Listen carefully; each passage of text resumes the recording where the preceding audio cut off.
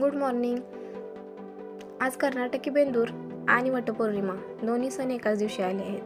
तर सकाळी उंबरापासून रांगोळी काढून घेतली आणि त्यानंतर आज बेंदूर असल्यामुळे पोळ्या करायच्या होत्या.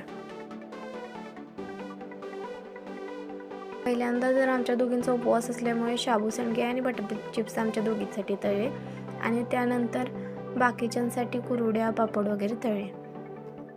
पोळ्या करायच्या आहेत म्हटल्यावर डाळ शिजली होती.